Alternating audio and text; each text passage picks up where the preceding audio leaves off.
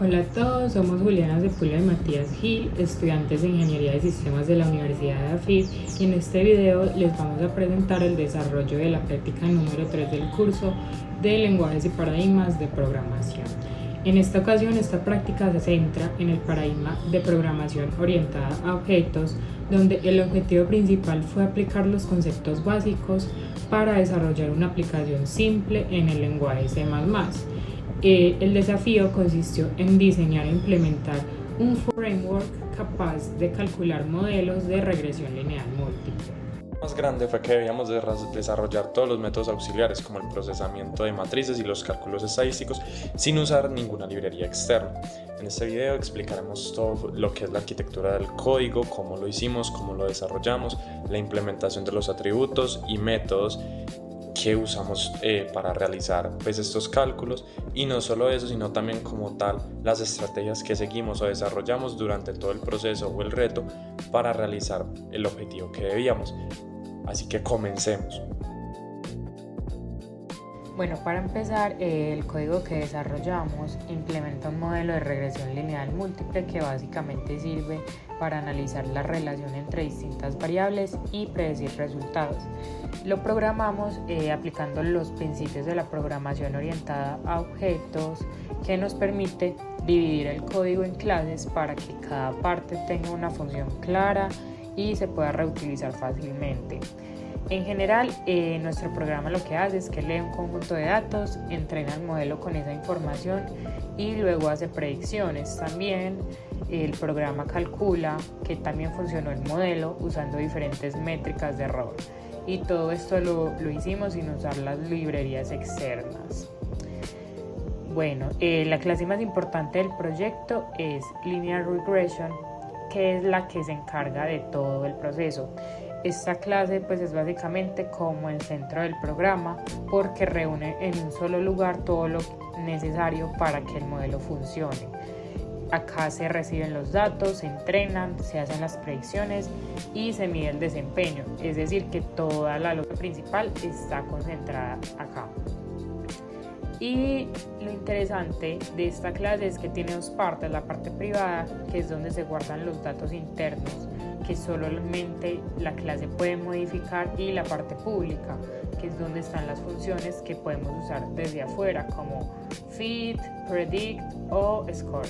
Y esta estructura refleja uno de los principios más importantes de la programación a objetos, que es el encapsulamiento, que esto básicamente es que se mantienen los datos protegidos dentro de la clase y se muestra solo lo necesario. También dentro de nuestra clase hay varios atributos que son los que guardan la información clave del modelo. Primero tenemos weights, que es un vector que almacena los pesos o los coeficientes que el modelo aprende al entrenarse, y son los números que determinan cuánto influye cada variable en el resultado. Y luego está bias, que es un valor adicional que se ajusta a la predicción final como el punto base desde el cual empieza la ecuación. Otro atributo también importante es fitted, que funciona como una señal para saber si el modelo ya fue entrenado. Y también tenemos Scalar, que pertenece a otra clase que se llama Standard Scalar, que es encargada de normalizar los datos. Al principio del código está lo que sería el bloque de data scaling y la estructura para guardar las métricas de la evaluación. Pero básicamente lo que hicimos en el data scaling es que como tal, básicamente esto lo que invoca es dentro del método fit, que más abajo se les mostrará. Entonces lo que devuelve es como tal lo mismo que nosotros habíamos hecho, tanto el entrenamiento del modelo, las predicciones del modelo, qué puede salir, qué puede retornar. Entonces esto es lo que hace todo el bloque de data scaling. Entonces básicamente devuelve como lo que nosotros ya habíamos hecho tanto en la predicción como en el entrenamiento y todo eso. Bueno, aquí lo que hicimos en esta parte de funciones auxiliares de matrices, como el reto nos pedía que básicamente usáramos calcular las matrices sin sin usar ninguna librería externa. Entonces lo que nosotros hicimos fue básicamente que algebraicamente fue directamente como realizar las matrices y todo el proceso de las matrices. Como pueden ver aquí, pues se busca el pivote, se normaliza la fila, eliminar los elementos de la columna. Eso es básicamente hallar la inversa de la matriz mediante el método de Gauss-Jordan con el pivoteo parcial, que aquí podemos ver todo lo que es la lógica y cómo se hizo el código para buscar el pivote, cómo normalizar la fila, etcétera, etcétera, etcétera. Entonces eso fue lo que hicimos para más que todo como el método de funciones auxiliares de la matriz. Después bajando ya, eso ya es como todo lo que tenemos en la clase principal de Linear Regression. Esto ya sería el método FIT. ¿Qué hace el método FIT? Básicamente el entrenamiento del modelo. El entrenamiento del modelo es que básicamente se ingresen las filas, se ingresan todos los datos y lo que hace es directamente como entrenar el modelo, entre comillas, como su nombre lo indica. Básicamente es que cada fila es un ejemplo y cada columna es una característica. En sí el modelo como tal, pues, o el método no regresa nada, solamente como entran todos los datos y lo único que regresa como tal una salida es básicamente un entrenamiento, pues datos que ya se hicieron, por ejemplo resolver por gradientes descendiente o básicamente resolver por ecuación normal las situaciones. El bloque de data scaling básicamente normaliza los datos, que ya como podemos ver estuvo arriba. Bueno, ya para el método predict básicamente empieza a realizar como predicciones, o sea, después de que el modelo ya ha sido entrenado con sus ecuaciones, con todos sus procesos, básicamente en el método predict lo que hace es que básicamente realiza las predicciones. Entonces, como por ejemplo aquí podemos decir si pasa algo, dice que el modelo no ha sido entrenado. Por ejemplo aquí otra vez volvemos con el bloque de data scaling, que es el mismo pues escalado del método FIT, que fue la normalización de datos, y aquí ya hace todas las predicciones bajo una fórmula. Este es el método SCORE, que básicamente evalúa el rendimiento del modelo. Lo que hace es todo lo que hace es que realizamos tres cosas, que sería el coeficiente de determinación, el error cuadrático medio y el error absoluto medio, que es básicamente lo que nos arroja. Como podemos ver aquí, hace el error cuadrático, el error absoluto y la varianza total, que sería el error absoluto medio.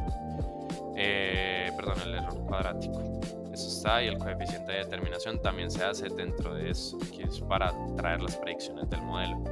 Bueno, esto aquí ya es básicamente lo que nosotros hicimos, pues fueron todas las funciones para que, como la práctica nos pedía usar de ejemplo, de demostración, los setlists que se encuentran pues en interactiva. Entonces eso fue lo que básicamente es para traer a colación o traer al código todo lo que fueron esos setlists.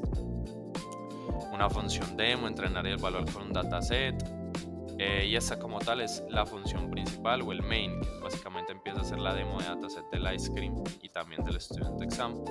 Hace también la linear regression, que fue lo que nosotros estábamos viendo con los métodos, que es toda la clase como tal, y ya pues la salida del código, o bueno, la finalización del código y lo que debe retornar. Entonces básicamente esto sería toda la lógica como tal del código, toda la estructura, analizando todos los métodos y lo que se usó básicamente, como por ejemplo para calcular las matrices, y también como para la estadística.